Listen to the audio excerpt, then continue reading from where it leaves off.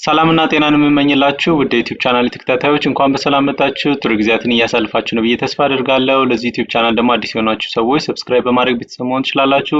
በጣም ጠቃሚ የሆኑ የጤና መረጃዎችን የሚያገኙበት ዩቲዩብ ቻናል ነው። ስለ መድኃኒቶች በደንብ የምንመለከትበት እና ስለ መድኃኒቶች እንግዲህ አሪፍ የሆነ መረጃ የምሰጥበት ዩቲዩብ ቻናል ስለሆነ ሰብስክራይብ ያድርጉ። ለሌሎች ሰዎችም እንደዚሁ ሼር ያድርጉ። በዛሬ ቆይታችን እንግዲህ ስለ አቶርቫስታቲን ስለሚባለው የመድኃኒት አይነት ነው የምንወያየው። ስለዚህ መድኃኒት እንግዲህ ሙሉ የሆነ መረጃ ለመስጠት እሞክራለሁ። እስከ ፍጻሜ ድረስ አብራችሁን ቆዩ።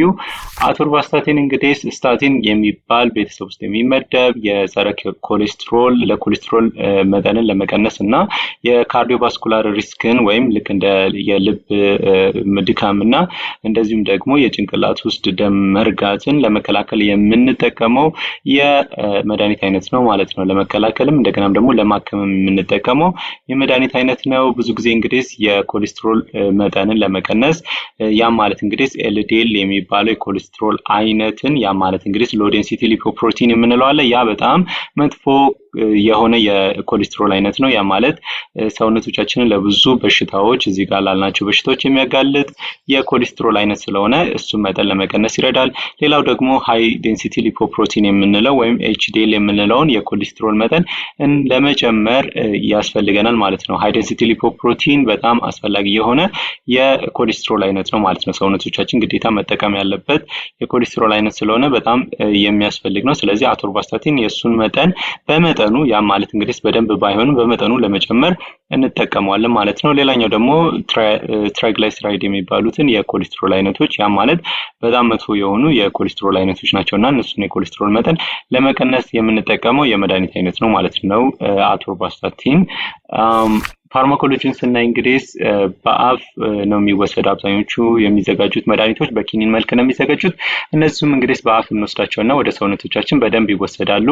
ነገር ግን ባዮአቬይላቢሊቲው 14% ብቻ ነው። ያም ሊሆን የቻለበት ምክንያት እንግዲህ ኤክስቴንሲቭ ፈርስት ፓስ ሜታቦሊዝም የምንለው አለ። ይህ ፈርስት ፓስ ሜታቦሊዝም የምንለው እንግዲህ መድኃኒቱን አንዴ በአፋችን ከዋጥን በኋላ በአንጀቶቻችን አማካኝነት ወደ ሰውነቶቻችን ይገባል። ግን ያ ወደ ደም ቧንቧችን ከመግባቱ በፊት መጀመሪያ የሄፓቲክ ሰርኩሌሽን አለ። እነሱ ሄፓቲክ ሰርኩሌሽን ውስጥ ይቀራል ማለት ነው። ያ ማለት እንግዲህ ወዳው መጀመሪያ እንደተወሰደ ወደ ጉበት ነው የሚወሰደው ማለት ነው። ከጉበት የተረፈው ነው ያቺ 14%ቷ ወደ ሰርኩሌሽን የምትገባው ማለት ነው። ጉበት ውስጥ ደግሞ ወደ አክቲቭ ወደ ሆነ ሜታቦላይት ይቀየራል ወይም ደግሞ ወደ የሚወገድበት መልክ ይቀየራል ማለት ነው በጉበት ውስጥ። ይህንን በማድረግ እንግዲህ በዋነኛነት በእንትን በኩል ማለት ነው በሐሞት በኩል አድርጎ በእንትኖቻችን በአንጀቶቻችን አማካኝነት ወደ ውጭ ይወጣል። ያም በሰገራ መልክ ይወገዳል ማለት ነው። በአነስተኛ መልክ ደግሞ የ14% የሄደው ሰርኩሌሽን ውስጥ በመግባት ወይም የደም መዘዋወሪያ ቱቦ ውስጥ በመግባት በአነስተኛ መልኩ ደግሞ በኩላሊት መንገድ ይወገዳል ማለት ነው። ስለዚህ አንዴ ከወሰድነው በኋላ ያ የተወሰደው የአቶርቫስታቲን መድኃኒት የግማሽ ህይወቱን ወይም ሃፍ ላይፉን ለመድረስ 14 ሰዓታት ይቆያል ማለት ነው። ያ ማለት እንግዲህ አክቲቭ ፎርሙ ለብዙ ጊዜ ሰውነቶቻችን ውስጥ ስራ እየሰራ ሊቆይ ይችላል ማለት ነው። ሪሴፕተሮቹን እየነካ ማለት ነው። ስለዚህ ይህ ፋርማኮሎጂው ነው የአቶርቫስታቲን። ተግባሩን እንዴት ነው ብለን ስናይ እንግዲህ እንዴት ነው አቶርቫስታቲን የኮሌስትሮል መጠንን የሚቀንሰው ብለን ስናይ ኤችኤምጂ ኮኤ ሪዳክቴዝ የሚባል ኤንዛይም አለ። እሱ ኤንዛይም ይከለክለዋል ማለት ነው። እነዚህ ስታቲን የምንላቸው የአቶርቫስታቲን አይነቶች መድኃኒቶች ማለት ነው። አቶርቫስታቲንን ጨምሮ እነዚህ የኤችኤምጂ ኮኤ የሚባለውን ሪዳክቴዝ ኤንዛይም እንዲቀንስ ያደርጋሉ ማለት ነው። በዚህም የተነሳ ይህ ወደ ኮሌስትሮል እንዳይቀየርና የኮሌስትሮል እንዳይመረት ያደርጋል ማለት ነው። በጣም ፕሮሰሱ በጣም ሰፊ ነው። ስለዚህ በጉበት ውስጥ የሚደረገውን የጉበት ኮሌስትሮል ይቀንሳል። እንደገናም ደግሞ የኤልዲኤል ከደም የመውጣት ፍጥነቱን ይጨምራል ማለት ነው። ስለዚህ ኤልዲኤል መጥፎ የሆነው የኮሌስትሮል አይነት ነው ብለን ነበር ቀደም።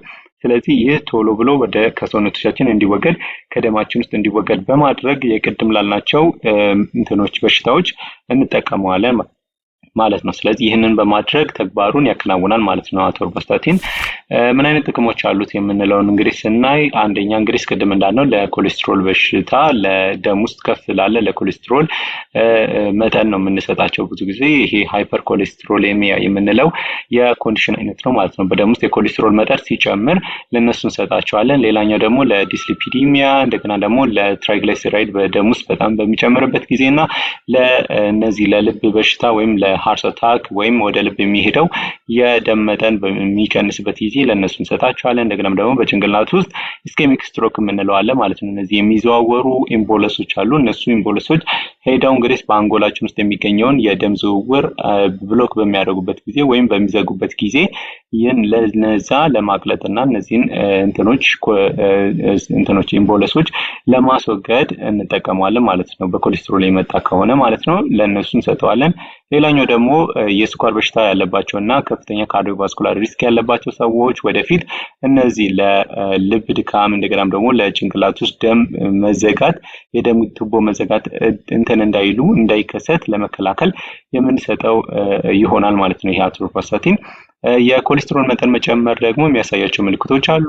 በሌላ ቪዲዮ በሌላ ዩቲዩብ ቻናል ላይ በዋናው ዩቲዩብ ቻናል ላይ ሰርቻለሁ። እሱ ሊንኩን አስቀምጥላችኋለሁ ማለት ነው። ስለ ኮሌስትሮል አንደኛው ምልክት እንግዲህ እዚህ ጋር የምታዩት ዛንቶማ የምንለው የምልክት አይነት አለ። እዚህ አይን አካባቢ እንደዚህ ዲፖዚት ያደርጋሉ ማለት ነው እነዚህ ኮሌስትሮሎች። ሌላው ደግሞ ሴናል አርከስ የምንለው አለ። እዚህ የአይን ጥቁሩ አካባቢ እንደዚህ ዙሪያውን ነጭ ዲፖዚት ይኖራል ማለት ነው። ብዙ ጊዜ በእድሜያቸው በገፋ ሰዎች ላይ ነው ብዙ ጊዜ የሚታየው። ነገር ግን አንዳንድ ሰዎች ላይ ኮሌስትሮል በጨመረ ቁጥር ሊታይ ይችላል ማለት ነው። ስለዚህ ለነዚህ ሁላ ጥቅም ላይ የሚውል የመድኃኒት አይነት ነው ማለት ነው አቶርቫስታቲን።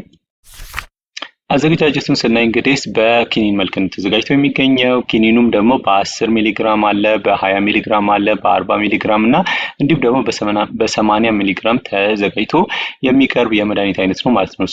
እና ደግሞ ከምግብ ጋር ወይም ያለ ምግብ ብቻውን መውሰድ ትችላላችሁ። በቀን ግን አንዴ ነው ብዙ ጊዜ የሚሰጠው ማለት ነው። አቶርቫስታቲን ሁለት ጊዜ አይሰጥም፣ በቀን አንዴ ነው የሚወሰደው። ለ14 ሰዓታት ሊቆይ ስለሚችል ማለት ነው። ሃፍ ላይፉ ቅድም እንዳለው ማለት ነው። ስለዚህ ወይ ከምግብ ጋር እንሰጣለን ወይም ያለ ምግብ ብቻውን ልንሰጠው የምንችለው የመድኃኒት አይነት ነው ማለት ነው። አሰጣጡ እንዴት ነው ብለን ስናይ እንግዲህ ለአዋቂዎችም ለልጆችም ልንሰጥ እንችላለን። ለአዋቂዎች በቀን አንዴ ነው የሚወሰደው። ከ10 እስከ 20 ሚሊግራም ድረስ ልንሰጥ እንችላለን። ከዛም ደግሞ በተጨማሪ እስከ 80 ሚሊግራም ድረስ ልንሰጡላ እንችላለን ማለት ነው። በከፍተኛ የመጨረሻው መጠን የምንሰጠው 80 ሚሊግራም ነው ማለት ነው። ለልጆች ደግሞ እንደዚሁ ከእድሜያቸው ከ10 ዓመት በላይ ለሆኑ ልጆች በቀን አንዴ እስከ ማክሲመም መጠኑ የምንሰጠው 20 ሚሊግራም ነው በቀን 10 ሚሊግራምም እንደዚሁ ሊሰጥ ይችላል ማለት ነው በቀን።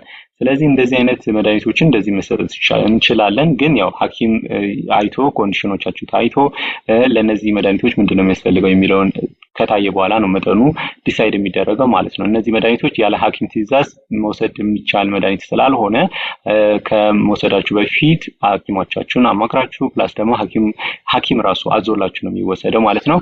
በሌላ በተጨማሪ ደግሞ ዝም ብላችሁ ይሄ እነዚህ አይነት ቪዲዮዎች እየሰሩ ያለሁት ተማር እስከሆነ ድረስ እንደ ዩቲዩብ ላይ ቪዲዮዎች አይታችሁ ምናምን እንዳትወስዱ ለእናንተም ሪስክ ስለሆነ ማለት ነው። ይህም ሪስክ የሆነበት ምክንያት የጎንዮሽ ጉዳት ስላለው ማለት ነው። ስለዚህ የጎንዮሽ ጉዳቶችን ስናይ እንግዲህ አንደኛ የተለመዱ አሉ። እነዚህ የራስ ምታት ሊሆን ይችላል ወይም የጋስትሮ ኢንተስታይናል መረበሽ ሊሆን ይችላል ወይ ማስታወክ፣ ማቅለሽለሽ እንደገና ደግሞ አንዳንድ ተቅማጥም ሊኖሩ ይችላል። የጡንቻዎች ህመምና የድካም ስሜት ሊኖሩ ይችላል ማለት ነው። ሌላው ደግሞ ማወቅ ያለባችሁ ከጡንቻ ጋር የተያያዘ ምልክቶችን ሊያሳይ ይችላል። ለምሳሌ የጡንቻ ህመም ሊኖር ይችላል፣ የጡንቻ ብግነት ወይም ማይሳይተስ ሊኖር ይችላል። እንደገናም ደግሞ ሬርሊ በብዛት ያልተለመደ ራብዶማዮላይሲስ ሊከሰት ይችላል። ያም ማለት እንግዲህ የጡንቻ መስል ወይም ጡንቻዎቻችን ማለት ነው በጣም በሚበግኑበት ጊዜና በሚበላሹበት ወይም በሚበሉበት እንበለው እንግዲህ ላይሲስ በሚከሰትበት ጊዜ ራብዶማዮላይሲስ ይከሰታል። ያም እንግዲህ ወደፊት እያለ የኩላሊት ህመምን ሊያስከትል ይችላል። ሌሎች ተጨማሪ ህመሞችን እንደዚህ ሊያስከትል ይችላል ማለት ነው። የሽንት ቀለም እንደዚህ መጥቆር ሊኖር ይችላል። እንደገናም ደግሞ እዚህ ላይ እንደዚህ የምታዩት ምስልን እነዚህ የጡንቻ ምስልን ልታገኙ ትችላሉ ማለት ነው። ራብዶማዮላይሲስ የሚከሰትባቸው ብዙ መንገዶች አሉ። አንደኛው ኤሌክትሪካል በርን ነው። በኤሌክትሪክ ኤሌክትሪክ የያዛቸው ሰዎች እንደዚህ ለራብዶማዮላይሲስ የመጋለጥ ቻንሳቸው በጣም ከፍተኛ ነው። ሌሎች ሰዎች ደግሞ ብዙ ጊዜ ተኝተው የሚያሳልፉ ሰዎች፣ አልጋ ቁራኛ የሆኑ ሰዎች እንደዚሁ አንድ ቦታ መስሉ በጣም ፕሬሸር በሚኖርበት ጊዜ እንደዚሁ ራብዶማዮላይሲስ ሊከሰት ይችላል። ሌላው ደግሞ በመጋጨት ሰዓት ላይ ወይም ትሮማ በሚኖርበት ሰዓት አደጋ፣ የመኪና አደጋዎች ምናምን እንደዚህ ሊያስከትሉ ይችላሉ ማለት ነው እነዚህ ራብዶማዮላይሲስን። ሌላ በተጨማሪ ማወቅ ያለባችሁ የጉበት ጉዳትን ሊያስከትል ይችላል ማለት። ስለዚህ በዚህ የተነሳ ከፍተኛ የሆነ የጉበት ኢንዛይሞችን ልክ እንደ ኤልቲ እና ኤሲቲ ያሉ ኢንዛይሞች ሊጨምሩ ይችላሉ ማለት ነው የጉበት መጎዳትን ለመግለጽ ማለት ነው። ስለዚህ እንደዚህ አይነት የጎንዮሽ ጉዳቶች አሉት አቶርቫስታቲን። ስለዚህ ሳይታዘዝላችሁ በፍጹም እንዳትወስዱት ማለት ነው። ሌላኛው ምን አይነት ጥንቃቄዎች ማድረግ አለባችሁ? አንደኛ ጉበትን ይጎዳል ስለተባለ ከጉበት ጋር የተያያዘ ስር የሰደደ የጉበት በሽታ ካለባችሁ መውሰድ የለባችሁም። እንደገና ደግሞ አልኮል፣ ከባድ አልኮል አዲክትድ ከሆናችሁ አልኮል በጣም የምታዘወትሩ ከሆነ የጉበት ህመምን በዛው ሊከሰት ስለሚችል አልኮሊክ ሊቨር ዲዚዝ ሊኖር ስለሚችል በጣም በጥንቃቄ መሆን አለበት ማለት ነው። ሌላኛው ደግሞ በህክምናው ጊዜ እንግዲህ ከህክምናው ከመጀመራችሁ በፊት አቶርቫስታቲን ከመሰጠቱ ከህክምናው በፊት መጀመሪያ የጉበት በትክክል እየሰራ ነው አይደለም የሚለው መረጋገጥ አለበት። ከዛም ደግሞ በህክምና ላይ ሆናችሁም ደግሞ እንደዚሁ ክትትል ማድረግ ያስፈልጋል ማለት ነው።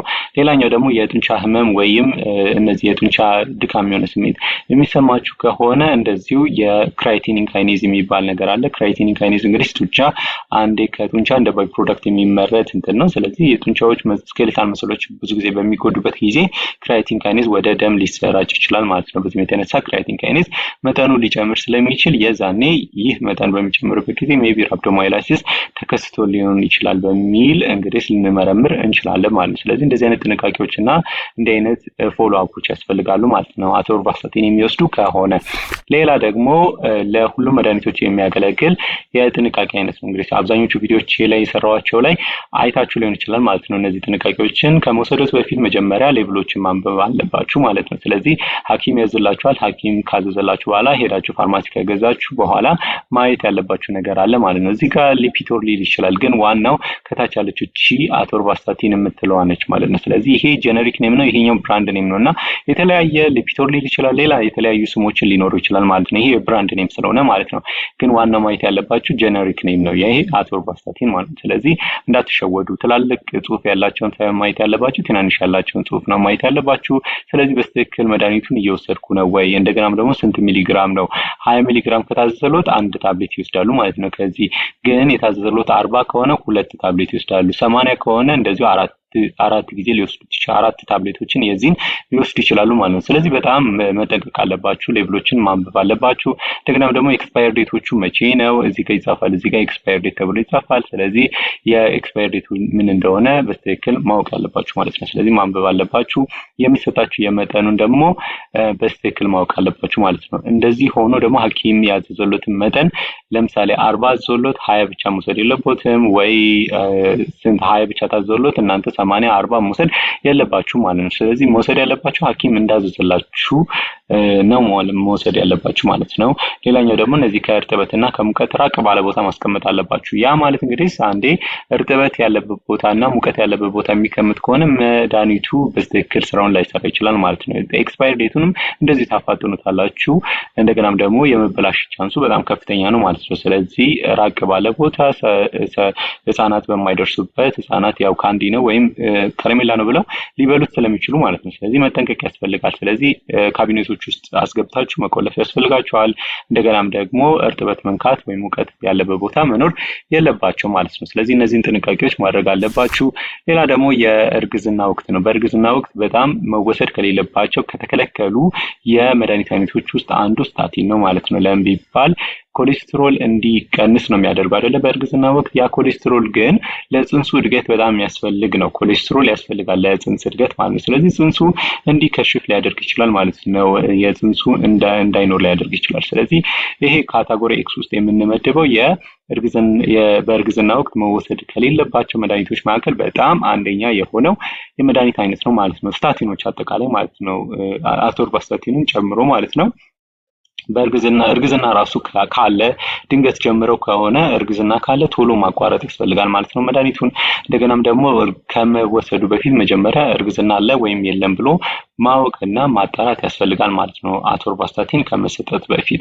እንደገናም ደግሞ ከተወለደ በኋላ ጽንስ ከተወለደ በኋላና ልጅ ከተወለደ በኋላ መወሰድ የሌለበት ነው። ያ ማለት እንግዲህ በጡት ወተት ውስጥ ሊተላለፍ ስለሚችል በተጨማሪም ጡት የሚያጠቡ ከሆነ መወሰድ ከሌለባቸው መድኃኒቶች መካከል አንዱ ነው። ስለዚህ በጣም ጥንቃቄ መደረግ ያለበት መድኃኒት ነው ማለት ነው ሲወስዱ፣ ስፔሻሊ ከእርግዝና ጋር በተገናኘ ጡት የሚያጠቡም ከሆነ እንደገናም ነፍሰ ጡር ከሆኑ ማለት ነው። እና ውድ ተመልካቾቼ ለዛሬ ይዤላችሁ የቀረብኩት የጤና ርዕስ ነበረ። ስለ አቶርቫስታቲን አሪፍ የሆነ ኢንፎርሜሽን አግኝታችኋል ብዬ ተስፋ አደርጋለሁ። ላይክ፣ ሼር እና ሰብስክራይብ ያድርጉ። ከተመቹት ላይክ እና ሼር ያድርጉልኝ።